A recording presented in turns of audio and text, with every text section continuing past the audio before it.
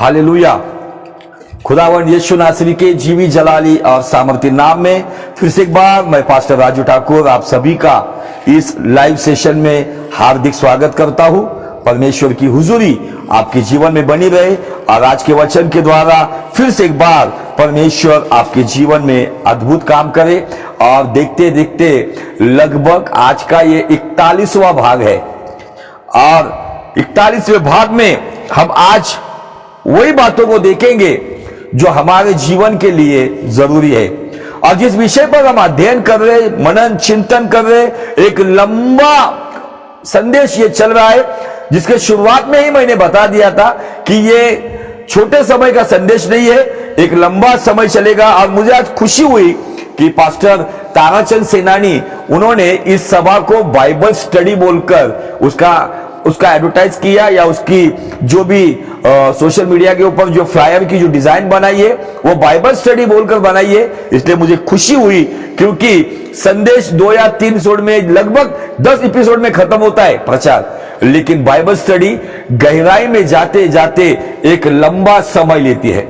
निश्चय ये लंबा समय, इस सारी बातों को हम समझ रहे हैं, गहराई से समझ रहे हैं, धर्मी जीवन को समझ रहे हैं, धर्मी व्यक्ति के निर्णय को भी समझ रहे हैं। कितने हमारे लिए ये महत्वपूर्ण बातें हैं, इन वचनों के द्वारा हम सीख रहे हैं। आपको सिखाते सिखाते, आपको पढ़ाते पढ़ाते मैं भी कुछ नई बातों का अनुभव ले रहा हूं। तो आइए चलते इस वचन के लिए, या इस संदेश के लिए, या इस बाइबल स्टडी के लिए जिस मूल वचन का जो चुनाव हमने किया है वो है रोमियो की पत्री, उसका 4 अध्याय और वचन 25। वह हमारे अपराधों के लिए पकड़वाया गया और हमारे धर्मी ठहरने के लिए जिलाया भी गया। और हमारा जो विषय है धर्मी, क्योंकि इस विषय को लेने के पीछे का कारण यह है क्योंकि बहुत सारे लोग रोमियो 3:10 के वचन के पीछे छुपते हैं और अपने जीवन की जो गलतियां है उसे बार बार दोहराते और कहते हैं धर्मी कोई नहीं, एक भी नहीं। लेकिन ये आधा अधूरा वचन है, क्योंकि इन दिनों में बहुत सारे लोग वचन की एक पूछ लेते हैं और अपने तरीके से उसका मतलब बताते हैं, उसके कॉन्टेक्स्ट तक वो पहुंचते नहीं है। जब तक हम उस कॉन्टेक्स्ट को समझते नहीं है, ये वचन क्यों लिखा गया है, किसके लिए लिखा गया है, उसके पीछे का मकसद क्या है, यदि हम समझेंगे नहीं तो ये आधा अधूरा ज्ञान, क्योंकि बाइबल कहती है अज्ञानता की वजह से मेरे लोग आज बंदी है। क्यों बंदी है? अज्ञानता की वजह से। और इन दिनों में जो भी हमारे आसपास जो माहौल बना हुआ है, जो भी भरमाने वाली, गुमराह करने वाली ऐसे ऐसी मिनिस्ट्री, ऐसी ऐसी शिक्षा है जो अपने तरीके से वचन का मतलब बताते हैं, जिसका ना कोई पूछ होता है, जिसका ना कोई सिर होता है, कोई बात नहीं रहती है, मनगढ़ंत बातों के ऊपर संदेश बताए जाते हैं। इसका मतलब यह नहीं कि मैं बहुत बेहतरीन प्रचारक हूं, लेकिन हम वचन की नींव पर चलने वाले लोग हैं। सब कुछ खत्म होगा लेकिन वचन बरकरार रहेगा। और धर्मी कोई नहीं, एक नहीं, अगर इस बात को अगर हम लेते तो ये रोमियो 4:25 कहता है कि यीशु मसीह हमारे अपराधों के लिए पकड़वाया गया और हमारे धर्मी ठहराने के लिए मृत्यु से जिलाया भी गया। याकूब 5:16 जो हमें बताता है, वहां पे लिखा गया है कि आपस में एक दूसरे के गुनाहों को माफ करो, एक दूसरे के लिए प्रार्थना करो ताकि तुम चंगे हो जाओ। और आगे ऐसा जिक्र करता है प्रभु यीशु मसीह का जगत का भाई, जो 4 भाई थे उसमें से ये याकूब प्रभु यीशु मसीह का भाई है, ये चेला नहीं है। इसका उद्धार यीशु मसीह के पुनरुत्थान के बाद हुआ है। और ये कहता है कि धर्मी जन की प्रार्थना के प्रभाव से बहुत कुछ हो सकता है। आमीन। तो फिर हम रोमियो 3:10 का रट्टा नहीं मार सकते कि धर्मी कोई नहीं, एक भी नहीं। यदि हम इस वचन को लेकर चलते तो इसका मतलब जो यीशु पर विश्वास रखता है वो ढोंग से भरा हुआ है, क्योंकि यीशु का बलिदान ना केवल पापों की क्षमा देती है तो उद्धार के साथ साथ धर्मी जीवन में बढ़ने के लिए सहायता करती है। आमीन, हालेलुया। क्योंकि बाइबल कहती है यीशु मसीह का लहू हमें सेत में धर्मी ठहराता है। और इस बात को हम शुरुआत के समय में देख चुके हैं, लेकिन मैं चाहता हूं कि हम फिर से एक बार उस वचन की ओर चलेंगे। रोमियो की पत्री, उसका 3 अध्याय और वचन 23 और 24, गौर से सुनो। इसलिए कि सबने पाप किया और परमेश्वर की महिमा से रहित है। 24 वचन कहता है, परंतु उसके अनुग्रह से उस छुटकारे के द्वारा जो यीशु मसीह में है सेंत में धर्मी ठहराए जाते हैं। जो लोग रोमियो 3:10 का इस्तेमाल करते अपने गुनाहों को छुपाने के लिए या अपने गलतियों पे पर्दा डालने के लिए, उन्हें जाकर इसी रोमियो 3:24 को पढ़वाओ, इसी रोमियो 4:25 को पढ़वाओ। बाइबल कहती है हम यीशु मसीह के लहू से और पिता के अनुग्रह से सेंत में फ्री ऑफ कॉस्ट, मुफ्त में हम धर्मी ठहराए जाते, क्योंकि हमारी धार्मिकता बाइबल कहती है एक मलिन वस्त्र के समान है। हम अपने आप से कुछ अच्छा नहीं कर सकते। यीशु मसीह जब हमारे जीवन में आता है तो हर एक पापी बदलकर उसकी राह पर और उसके वचन पे चलना शुरू कर देता है, क्योंकि दुनिया का धार्मिकता या दुनिया का राइचियसनेस जो है वो कर्मों पे आधारित है। कर्म करोगे तो ये मिलेगा या ये नहीं मिलेगा, लेकिन हम कर्म पे विश्वास नहीं करते तो हम कृपा पे विश्वास करते हैं, क्योंकि हमारा उद्धार बाइबल स्पष्ट रीति से कहती है यीशु मसीह पर किया हुआ विश्वास और खुदावन का अनुग्रह या कृपा जिसके द्वारा हमारा उद्धार होता है। आमीन, हालेलुया, प्रेज़ द लॉर्ड। और धर्मी जीवन तो हमें मिला है, लेकिन धर्मी जीवन में हम आगे बढ़ेंगे कैसे? तो धर्मी जीवन में बढ़ने के लिए मैं फिर से बार बार उन्हीं बातों को नहीं दोहराऊंगा, लेकिन जो वचनों का चुनाव हमने किया है उन वचनों को लेकर चलेंगे। जो गलातियों की पत्री और उसका 6वां अध्याय वचन 7 और 8 कहता है, धोखा ना खाओ, परमेश्वर ठट्टों में उड़ाया नहीं जाता। आगे ऐसा लिखा है, मनुष्य जो कुछ बोता है वही काटेगा। और 8 वचन में ऐसा लिखा है, जो शरीर के लिए बोते हैं वो शरीर के द्वारा, अपनी इच्छा के द्वारा, अपनी लालसा के द्वारा, अपनी वासना के द्वारा, अपने लालच के द्वारा, जो शरीर को संतुष्ट करने के लिए, जो शरीर के लिए बोते, मतलब शारीरिक क्षेत्र के निर्णय शरीर के द्वारा विनाश की कटनी लाती है। लेकिन जो आत्मा के लिए बोते हैं, जो आत्मिक जीवन के लिए बोते हैं, जो आत्मिक बढ़ोतरी के लिए बोते, मतलब जो आत्मिक क्षेत्र के निर्णय लेते हैं, फिर किसी को पसंद आए या ना आए, कोई हमसे खुश हो या ना हो, जो आत्मिक क्षेत्र के लिए निर्णय लेते हैं, यही आत्मिक क्षेत्र के निर्णय बाइबल कहती है कि आत्मा के द्वारा उन्हें अनंत जीवन की कटनी देता है। आमीन। हम लोगों ने बचपन से या शुरुआत के समय से यूहन्ना 3:16 को पढ़ा है। परमेश्वर ने जगत से इतना प्रेम किया कि उसने अपना इकलौता पुत्र दिया, जो कोई उस पर विश्वास करता है वो नाश ना हो तो वो अनंत जीवन पाए, निश्चय अनंत जीवन पाए। लेकिन अनंत जीवन में हम कैसे पहुंचेंगे? हमारे निर्णयों के ऊपर। मैं शरीर के क्षेत्र में अपनी संतुष्टि के लिए निर्णय लेता हूं तो ये निर्णय निश्चय मेरा नुकसान कर सकता है, लेकिन मैं मेरी खुशी से अधिक स्वर्गीय परमेश्वर की खुशी के लिए निर्णय लेकर शायद मैं उसके लिए दुख उठाता हूं, अपमान उठाता हूं, या मेरे सामने जो हालात है उन परिस्थिति लोगों का मैं मजाक का कारण बनता हूं, लेकिन नो प्रॉब्लम, यही निर्णय मुझे और आपको अनंत जीवन में लेकर जाएंगे।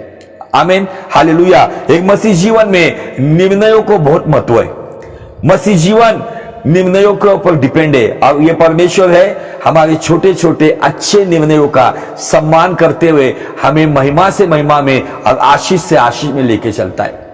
बाइबल में ऐसे बहुत सारे किरदार है, उनके निर्णयों की वजह से यीशु मसीह ने उन्हें आशीषित किया है। आज हम निर्णय ले नहीं पाते हैं, हम एक उस मुकाम पर पहुंच नहीं पाते हैं, हमारा चुनाव गलत हो जाता है, हमारे फैसले गलत हो जाते हैं, इसीलिए भविष्य में उसका खामियाजा या उसका नुकसान हमें उठाना पड़ता है।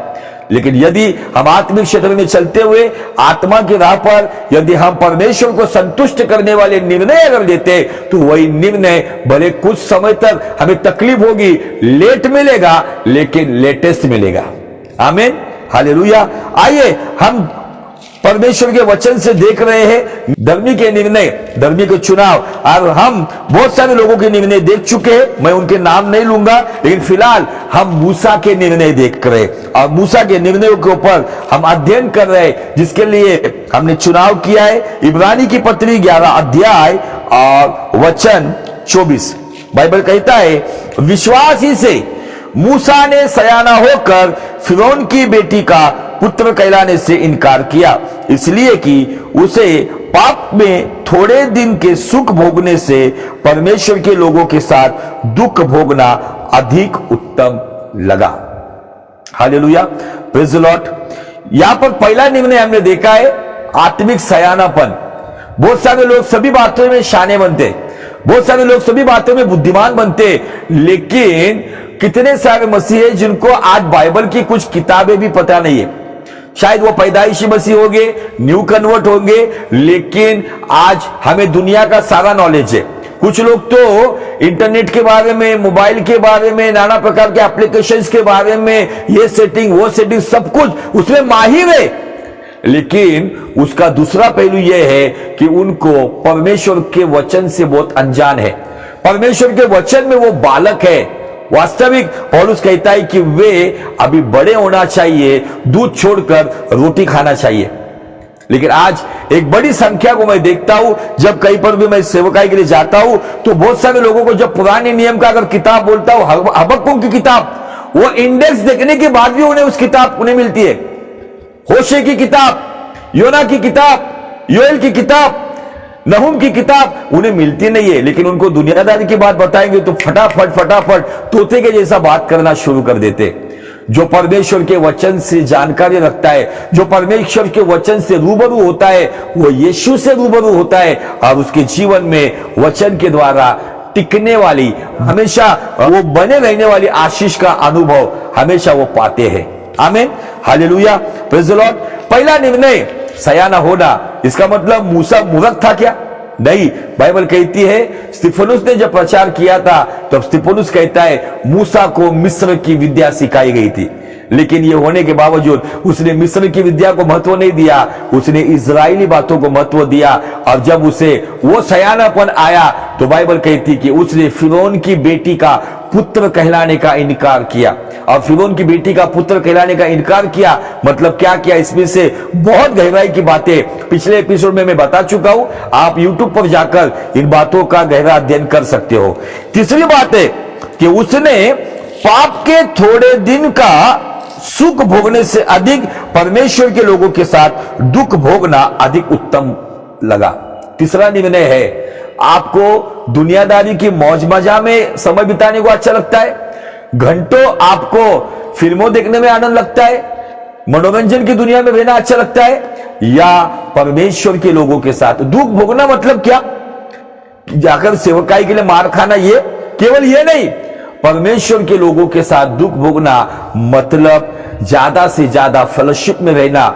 जो अलग अलग फेलोशिप होती है, उपवास प्रार्थना होती है, नाइट प्रेयर होती है, किसी को सुसमाचार बताना है, या कोई दुख के हालात में आपकी कलीसिया में, आपके आसपास में यदि कोई व्यक्ति एक गहरे दुख के नीचे है, तो आपको भले ही दुनियादारी का या अच्छी जगह का दावत मिला हो, कहीं पर आपको निमंत्रित किया होगा शादी के लिए, लेकिन आपको पता है कि मेरे आसपास, मेरे घर के आसपास, मेरे सोसाइटी में कोई व्यक्ति है जो दुखी है एक मसीह होने के कारण, मेरा यह कर्तव्य है कि उन दुनियादारी के सुख का लुत्फ उठाने से अधिक कोई दुखी है उसके साथ दुख उठाना, क्योंकि बाइबल कहती है रोने वालों के साथ रो, आनंद करने वालों के साथ आनंद करो।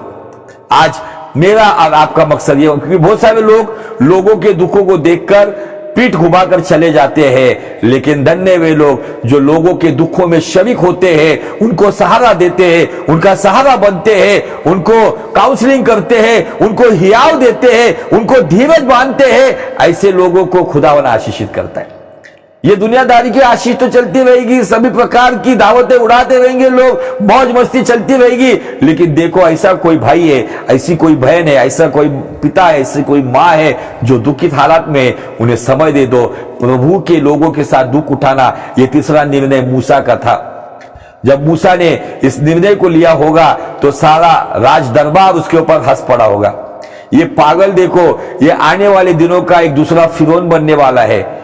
ये फिरौन की बेटी का अजीज पुत्र है जिसने पानी में से, उस घास के पेटारे में से इसको निकाला है। यह आने वाले दिनों में हमारा फिरौन बन सकता है। इसने बहुत सारे काम किए, लेकिन देखो ये इन सारी ऐशोआराम की बातों को छोड़कर देखो ये दुख उठाने के लिए जा रहा है। शायद आप पर भी लोग हंसेंगे, अरे शादी ब्याह में नहीं जा रहा है, लेकिन किसी के घर में मयत हुई है, उनके घर में जाकर उनके लिए दुआ कर रहा है या उनको सांत्वना दे रहा है। इन बातों का लेखा जोखा परमेश्वर हमारी फाइल में जरूर लिखेगा। मैं दुनियादारी की मनोरंजन में समय बिताता हूं या किसी जरूरतमंद व्यक्ति के लिए मैं आशीष का कारण या धीरज का कारण बनता हूं, हियाव मानने का कारण बनता हूं। ये बातें बहुत महत्वपूर्ण है। किसी के खुशी में नहीं गए, नो प्रॉब्लम, लेकिन कोई दुख में है तो एक मसीह होने के कारण हम सब एक प्रकार के उसका दुख हमारा दुख बन जाए। जब हम इस तरीके से चलेंगे तो हम एक आत्मा में चलने वाले लोग बनेंगे। Hallelujah, praise the Lord. और ये चौथा निर्णय 26 वचन में हमें दिखता है, उसने मसीह के कारण निंदित होने को मिस्र के भंडार से बड़ा धन समझा। वाह, ये लोगों के लिए बकवास बात लगती होगी, मूर्खता की बात लगती होगी, लेकिन जब मैं मूसा के पास आता, मूसा को पता था कि मिस्र के अंदर कितना धन है।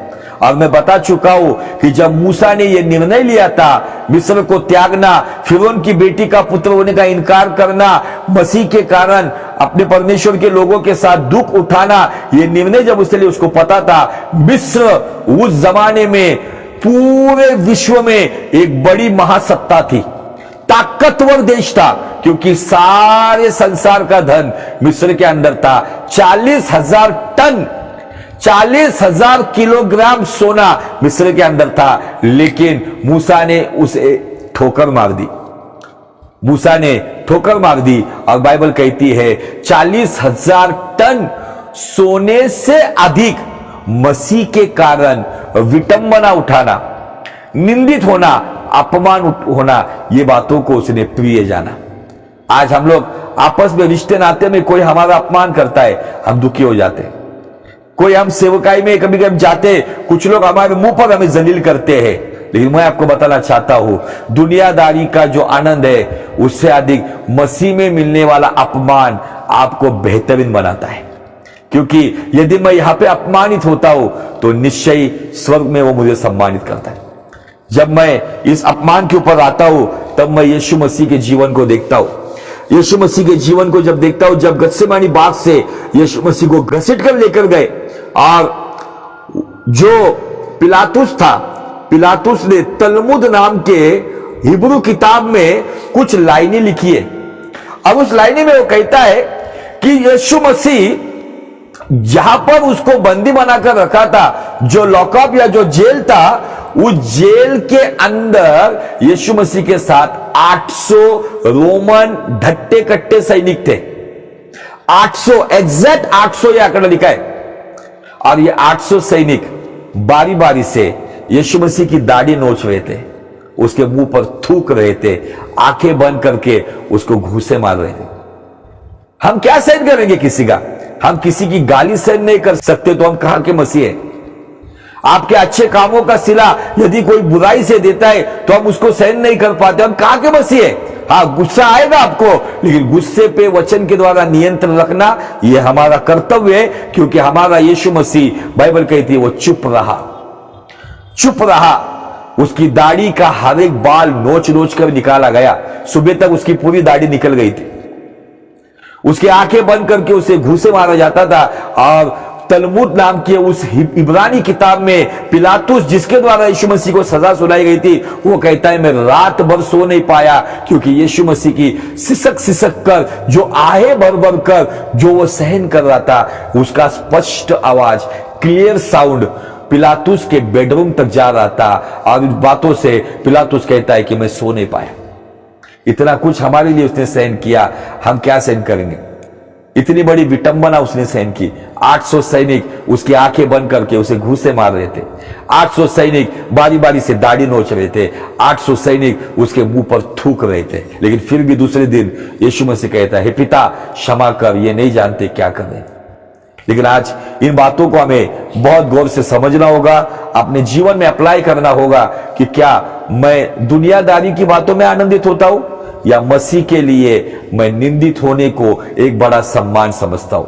हमने पिछले समय में हमने चेलों के जीवन को देखा कि चेलों ने मेरे ख्याल से वो प्रेरितों की किताब का जो 5वां अध्याय और वचन 41 और 42 में उस बात का जिक्र किया गया है कि चेलों को पिटवाया। ऐसा लिखा है कि उन्हें पिटवाया, उनके कपड़े फाड़े गए, उनको जख्मी किया गया, उनको सबके सामने जलील किया गया और उन्हें वहां पर उनको क्लियर कट सबके सामने उन्हें चेतावनी दी गई कि यीशु के नाम से बात मत करो। चेले दुखी नहीं हुए, निराश नहीं हुए। बाइबल कहती है उस नाम के लिए अपमानित होने की योग्यता का वो बने, इसलिए बाइबल कहती है, उस वचन को मैं पढ़ना चाहता हूं, 41 वचन। वे इस बात से आनंदित होकर महासभा के सामने से चले गए और ऐसा लिखा है कि हम उसके मतलब यीशु के नाम के लिए अपमानित होने के योग्य तो ठहरे।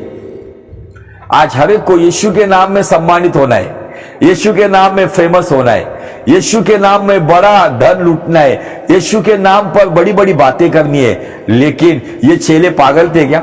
जिनको पिटवाया, जिनको मारा, ये वो लोग हुए। उसमें से पतरस जिसने मुर्दा तबीता को जिंदा किया, उसमें से पतरस और यूहन्ना 40 साल से अपाहिज व्यक्ति को चंगाई दी, ये लोग है। ये कहते उसके नाम के लिए अपमानित होने की योग्यता की वो ठहरे, इसलिए महासभा से आनंद ही आनंद है यीशु के चरणों में, ये गीत गाते गाते वो वहां से निकले। आज हम लोग कभी कभी दुनिया की बातों से, किसी रिश्ते की बातों से, उनके बर्ताव से हम कभी कभी दुखी हो जाते हैं। ये दुनिया की बातों में पड़े रहेंगे, लेकिन क्या आप उसके आगे सोचते हो कि एक व्यक्ति है जिसका नाम मूसा है। मूसा के जमाने में मसीह का है, लेकिन ऐसा लिखा है इब्रानी का 11 अध्याय, मैं फिर से वापस आपको लेके जाना चाहता हूं और वचन 26 में, उसने मसीह के कारण, यीशु मसीह कहा था उस वक्त। आज बहुत सारे लोगों को ये रेवलेशन नहीं है, ये प्रकाशन नहीं है, उनको लगता है यीशु मसीह मत्ती की किताब से शुरू होता है। नहीं, बाइबल कहती आदि में वचन था, वचन परमेश्वर के संग था, वचन परमेश्वर था, सब कुछ वचन के द्वारा हुआ और वो वचन जो उत्पत्ति के किताब के पहले से लेके प्रकाशित वाक्य तक आज तक हमारे साथ है, जिसका नाम यीशु मसीह है। यीशु मसीह मरियम की पेट से आया, वहां से शुरुआत नहीं है। वो इंसान का जन्म जरूर लेता है, लेकिन वो खुदा है। बहुत सारे मुस्लिम कहते हैं ना, काली का यीशु खुदा है, बाप को बाप है ये बताने की जरूरत नहीं है। यीशु खुदा है क्योंकि खुदा अपने बच्चों के लिए कुर्बानी देता है, अपने बच्चों को उसके राज्य में लाने के लिए, उन्हें धर्मी बनाने के लिए अपने जीवन का बलिदान भी देता है। इस संसार में ऐसा कोई खुदा नहीं मिलेगा। इस संसार के खुदा केवल लेते हैं, इस खुदा ने अपने आप को हमें सौंप दिया है, सब कुछ दे दिया है, कुछ बाकी नहीं रखा है। ऐसा परमेश्वर हमें मिला है। और बाइबल कहती है मूसा ने मसीह के कारण निंदित होने को, मसीह के कारण विटंबना, अपमान, इंसल्ट, जलील होना उसने स्वीकार किया। और जब वो तुलना करता है, तराजू में उसकी तुलना होती है ना, तो तराजू में मिस्र का बड़ा धन है, लेकिन मिस्र का बड़ा धन मसीह के कारण जो विटंबना उसे मिली, वो धन उसके सामने हल्का और एकदम कम वजन का है। आज आपके नजर में क्या है? बहुत सारे हम लोग विश्वासी लोग बड़े बड़े लोगों को देखते आ गए, ये फलाना वो फलाना, उसके पास ये गूगल पे हमें दिखता है, धीरूभाई अंबानी का ये ऐसा घर है, ऐसी फ्लाइट है, ऐसा थिएटर है, उसकी बीवी के पास ऐसी पर्स है, ये वो है, सब देखते। लेकिन मसीह के कारण यदि आप निंदित होना, अगर इन सब बातों से अगर बोझ से या वजनदार समझते हो, तो इन बातों का असर आपके ऊपर होगा ही नहीं। क्या लगता है इंसान को? 100 ग्राम खाना खाएगा ज्यादा से ज्यादा, कितना भी बड़ा धन रहेगा। तो हमारे लिए इतना बड़ा धन है वो खुद यीशु मसीह है, जो हमें धनवान बनाने के लिए सूली पर वो गरीब हो गया। आमीन, हालेलुया, प्रेज़ द लॉर्ड। और इस बात को लेकर मैं थोड़ा सा आपको आगे लेके जाना चाहता हूं और कुछ बातें आपको समझाना चाहता हूं। तो आइए हम पहला पतरस उसका 3रा अध्याय और वचन 18 को पढ़ेंगे। क्या कहता है ये वचन? इसीलिए कि मसीह ने भी अर्थात अधर्मियों के लिए धर्मी ने पापों के कारण एक बार दुख उठाया ताकि हमें परमेश्वर के पास पहुंचाए। वह शरीर के भाव से घात किया गया पर आत्मा के भाव से जिलाया गया। हम अधर्मियों को धर्मी बनाने के लिए, अभी ये वचन जो लोग कहते ना धर्मी कोई नहीं, तो फिर यीशु मसीह का बलिदान का मकसद यहां पर है।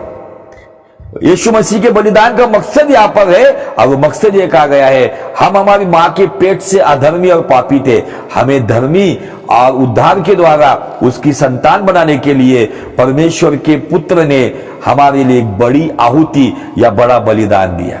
आमीन, हालेलुया, प्रेज़ द लॉर्ड। और परमेश्वर कितना भला है, उसका अनुभव या उसे चक्कर देखो।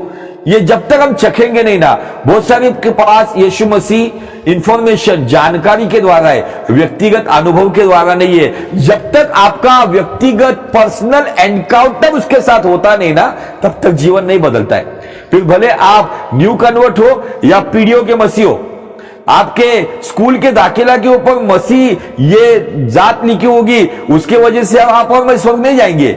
हमारा व्यक्तिगत अनुभव हमें उसके राज्य में लेकर जाएगा, वो परिवर्तन हमें उसके राज्य में लेकर जाएगा। तो आइए हम चलेंगे पुलिस के जमाने में स्तिफनुस को जो मारा गया। आप सभी को पता है स्तिफनुस ने एक बड़ा प्रचार किया, और इतना बड़ा प्रचार हो गया कि उसने जो अब्राम से शुरुआत किया, तो उसका प्रचार सभी लोगों को बात करते करते करते स्तिफनुस का प्रचार रुक गया यीशु मसीह पे आकर। और बहुत सारी बातों के द्वारा आप देखते कि स्तिफनुस को वहां पे फिर पथराव किया गया। और वहां पे एक सुंदर बात, मुझे जब फर्स्ट टाइम रेवलेशन मिला और मैं इतना खुश हुआ, आज वो रेवलेशन, वो प्रकाशन, वो सीक्रेट मैं आपके साथ बांटना चाहता हूं। ये उन्हीं को मिलेगा जो मसीह के लिए सम्मानित होना चाहते हैं, उनके लिए नहीं। जो मसीह के लिए अपमानित या निंदित होना चाहते हैं, वही लोगों को यह सम्मान मिल सकता है। आइए हम चलते डायरेक्ट उस पॉइंट पर। प्रेरितों का किताब उसका 7वां अध्याय और वचन 53 से लेके आगे पढ़ेंगे। तुमने स्वर्गदूतों के द्वारा ठहराई हुई व्यवस्था तो पाई, परंतु उसका पालन नहीं किया। 54 वचन, ये बातें सुनकर वे जल गए और उस पर दांत पीसने लगे, परंतु उसने पवित्र आत्मा से परिपूर्ण होकर स्वर्ग की ओर देखा और परमेश्वर की महिमा को और यीशु की परमेश्वर के दाहिनी ओर खड़ा हुआ देखकर कहा, देखो मैं स्वर्ग को खुला हुआ देख रहा हूं और मनुष्य के पुत्र को परमेश्वर के दाहिनी ओर खड़ा हुआ देखता हूं। आप कहेंगे इसमें क्या प्रकाशन है, इसमें क्या रेवलेशन है? मैंने जब इस रेवलेशन को पाया, या मैंने जब इस रेवलेशन के द्वारा आशीष पाई, मैं बहुत खुश हुआ और मैं यही कोशिश करूंगा मेरे आखिरी सांस तक कि ये बात मेरे साथ भी हो। क्या अलग है इसमें? अगर आप पतरस का प्रचार देखोगे, आप पौलुस का प्रचार देखोगे, उन्होंने यीशु मसीह को पिता की दाहिनी ओर बैठा हुआ देखा है। गौर से सुनो मेरे शब्दों को, एक क्रिया है वहां पे, पिता की दाहिनी ओर उन्होंने यीशु मसीह को बैठा हुआ देखा है, या वो बैठा हुआ है ऐसा लिखा हुआ है। लेकिन यहां पे कुछ अलग है। अलग क्या है पता है? जिस यीशु के नाम में सारी कायनात को बनाया गया, जिस यीशु ने आकर सारे मानव जाति के लिए अपने जीवन का बलिदान दिया, जिस यीशु का लहू आज भी हर पापी को उद्धार देता है, जो यीशु मौत पर जिलाया गया, जिसने मौत को हराया, जो यीशु उसकी इबादत के लिए, उसकी खिदमत के लिए सारे स्वर्गदूत वहां पे हाजिर है। लेकिन जब यीशु मसीह देखता है कोई व्यक्ति मेरे लिए मर रहा है, मेरे लिए लोगों की थूक ले रहा है, लोगों की गालियां सुन रहा है, लोगों का पथराव ले रहा है, मरने की कगार पर है, बाइबल कहती है यीशु मसीह उसके लिए खड़ा हुआ। यीशु मसीह खड़ा हुआ। मैं इसे जस्ट एक कल्पना करता हूं, मैं अभी आगे बात नहीं करूंगा, यहां पर रुक जाऊंगा। मैं एक कल्पना करता हूं, स्वर्ग में पिता की दाहिनी ओर पुत्र बैठा हुआ है और सारे स्वर्गदूतों को कंटिन्यूली एक ही बात दिख रही है, पिता की दाहिनी ओर परमेश्वर का पुत्र बैठा हुआ है। लेकिन जब स्तिफनुस का बलिदान हो रहा था, या स्तिफनुस जो शहीद बनने जा रहा था, उस वक्त स्वर्ग में एक हलचल मची। परमेश्वर का प्रिय पुत्र उठ खड़ा हुआ। वास्तविक मुझे ऐसा लगता है कि स्वर्गदूतों को ऐसा लगा कि अभी संसार का जो भी रैप्चर का जो काम होने वाला है, मुर्दे जलाने वाले जाने वाले, बहुत सारे लोग अभी कलीसिया उठा ली जाने वाली, स्वर्गदूत को ऐसा लगा होगा कि रैप्चर होगा। लेकिन यीशु मसीह रैप्चर के लिए नहीं खड़ा हुआ। यीशु मसीह एक शहीद मेरे लिए मसीह के कारण निंदित होने के लिए, अपमानित होने के लिए, बलिदान देने के लिए हंसते हंसते अपना जीवन दे रहा है। यीशु मसीह जिसे कहा जाता है स्टैंडिंग ओवेशन। जब कोई परफॉर्मेंस अच्छा होता है दुनिया में तो लोग खुशी के मारे खड़े होकर ताली बजाते हैं। यीशु मसीह ने अपने सिंहासन को छोड़ा और खड़ा हुआ, और शायद उसने स्तेफनुस के लिए ताली बजाई, क्योंकि स्तेफनुस मसीह के कारण सम्मानित नहीं हो रहा था। स्तेफनुस मसीह के कारण उस विटंबना को ले रहा था। लोग थूक रहे थे उसके ऊपर, श्राप बोल रहे थे, पथराव कर रहे थे, उसको जान से मारने की कोशिश कर रहे थे। बाइबल कहती है परमेश्वर का पुत्र खड़ा हुआ। आज अगर आप किसी अपमान से गुजर रहे हो, आप किसी विटंबना से गुजर रहे हो, मसीह के कारण आप निंदित हो रहे हो, आपने निर्णय लिया है कि मैं मसीह के लिए जीऊंगा, मसीह के लिए मरूंगा, मसीह के लिए जीऊंगी, मसीह के लिए मरूंगी। शायद आपके परिवार से आपको विरोध है, आपके आसपास के लोग आपका मजाक उड़ा रहे, आपकी विटंबना कर रहे, आपकी निंदा कर रहे। दुख मत करो, स्तेफनुस के लिए खड़ा होने वाला यीशु मसीह आपके लिए भी खड़ा है, आपके लिए भी खड़ा है। सारी कायनात को रचने वाला आपके लिए खड़ा है। आपका कोई अपने लिए खड़ा नहीं है, नो प्रॉब्लम। लेकिन सारी कायनात को जिसके द्वारा रचा गया है, जो आदि और अंत है, जो अल्फा और ओमेगा है, वो आपके लिए खड़ा होगा। पुराने नियम में मसीह के कारण निंदित होने के लिए यीशु मसीह मूसा के लिए खड़ा हुआ, नए नियम में स्तेफनुस के लिए खड़ा हुआ, हमारे जमाने में पवित्र आत्मा के द्वारा हमारे लिए खड़ा होगा। लेकिन कब? यह आपका निर्णय, यह चौथा निर्णय बहुत महत्वपूर्ण निर्णय है। क्या हम मसीह के कारण विटंबना उठाने के लिए, अपमानित होने के लिए, क्या हम दुनियादारी के ऐशो आराम से इस अपमान को तुलना जब हम करते हैं तो एक बड़ा स्थान देते हैं, या यह अपमान के द्वारा हम निराशा में जाकर खुदा के खिलाफ बात करते हैं? यदि इसे हम हंसते हंसते सहन करते तो यीशु मसीह आपके लिए खड़ा रहता है। पूरे बाइबल में देखो आप, यीशु मसीह इसी जगह पे खड़ा है। बाकी जहां पर भी पतरस कहता है, पौलुस कहता है, यीशु मसीह पिता की दाहिनी ओर बैठा है। आपके लिए यीशु मसीह खड़ा हो स्टैंडिंग ओवेशन के लिए। उसके लिए आपको उपवास प्रार्थना की जरूरत नहीं है, उसके लिए आपको बड़ी बड़ी सेवकाई की जरूरत नहीं है। उसके लिए आपका चुनाव क्या है? आप मसीह के लिए सम्मानित होना चाहते हो या मसीह के लिए अपमानित होना चाहते हो? आपको मसीह का अपमान दुनियादारी के ऐशो आराम से तुच्छ लगता है, या मसीह का अपमान दुनियादारी की सुख सुविधा से ऊंचा लगता है? उसके ऊपर मसीह आपके लिए खड़ा होगा। यीशु मसीह आज भी आपके लिए खड़ा होगा, मेरे लिए खड़ा होगा। कब? जब हम इस निर्णय पर चलेंगे। बहुत सारे लोग इस निर्णय तक पहुंचते नहीं है, बैकस्लाइड हो जाते हैं, पीछे हट जाते हैं, सामाजिक परेशानियों में गिर जाते हैं, लोगों की जली कटी बातों को वो सहन कर नहीं पाते हैं, फिर से पीछे हट जाते हैं। स्तिफनुस चाहता तो वहां से भाग सकता था, लेकिन स्तिफनुस स्वर्ग की ओर देख रहा था, और स्वर्ग की ओर देख रहा था, उसको बड़े बड़े पत्थरों से मारा जा रहा था, उन पत्थरों का घाव उसको हो रहा था, लेकिन दर्द नहीं हो रहा था। क्यों नहीं हो रहा था? क्योंकि उसकी आंखें मसीह पर लगी हुई थी, क्योंकि उसने एक नई बात देखी थी, मसीह खड़ा है, मसीह बैठा नहीं, मसीह खड़ा है। आज वो आपके लिए खड़ा रहेगा यदि आप मसीह के कारण निंदित होने का निर्णय लेंगे। एक धर्मी व्यक्ति में यह निर्णय लेना चाहिए। भजन संहिता 34:19 कहती है, धर्मियों पर तो बड़ी विपत्ति आती है, लेकिन परमेश्वर उन्हें उसमें छुड़ाता है। धर्मी जीवन में विपत्ति आएगी, धर्मी जीवन में अपमान आएगा, विटंबना आएगी, नुकसान आएगी, लोग दोष लगाएंगे, दुख देंगे, लेकिन फिर भी मसीह में रहने वाला धर्मी एक जयवंत जीवन पाएगा। बाइबल कहती है, धर्मी भले 7 बार गिरेगा, लेकिन खुदावन उसे फिर से खड़ा करेगा।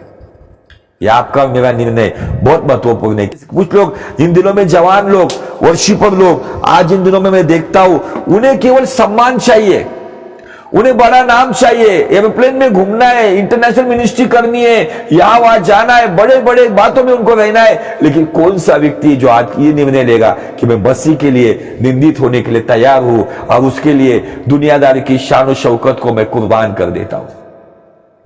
आज हर एक व्यक्ति की टेंडेंसी बदल गई है, हर एक को मसीह के लिए सम्मान चाहिए। मैं कहीं पर भी जाता हूं तो उनको बताता हूं कि मीटिंग के लिए बुलाया ठीक है, लेकिन बड़ा सम्मान, बड़ी ये बातें नहीं चाहिए कि मैं उस योग्यता का नहीं हूं। योग्यता का केवल यीशु मसीह है। पास्टर आमोस सिंह परमेश्वर के इतने बड़े दास कहते हैं, तालियां हमारे लिए नहीं बजती है। यीशु मसीह जिस गधे पर बैठकर यरूशलेम आया था, यीशु मसीह के लिए जय घोष हुआ। हम वो गधे हैं, गधे की पीठ पर यीशु मसीह बैठा है, इसलिए तालियां बज रही है। इतने बड़े सेवक का स्टेटमेंट सुनकर मुझे बहुत आनंद मिला। आमीन, हालेलुया। आइए हम प्रार्थना के साथ इस सभा को समाप्त करते हैं।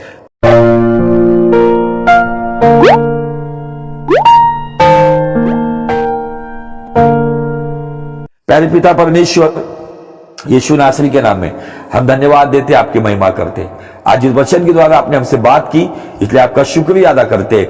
यह चौथा और महत्वपूर्ण निर्णय, मसीह के कारण निंदित होना मिस्र के बड़े धन से अधिक बड़ा समझना, इन बातों को लेकर जो मूसा ने शुरुआत की, आज हम मांगते हैं कि हमारे जीवन को भी इस कदर भर दे कि दुनियादारी की ऐश्वर्याराम और मौज मस्ती से अधिक मसीह के लिए, सेवकाई के लिए, उस अपमान को उठाना या निंदा को उठाना या उसके राह पर चलने के लिए, कांटों पे चलने के लिए, सभी बातों को बर्दाश्त करने के लिए प्रभु तो हमारी सहायता कर।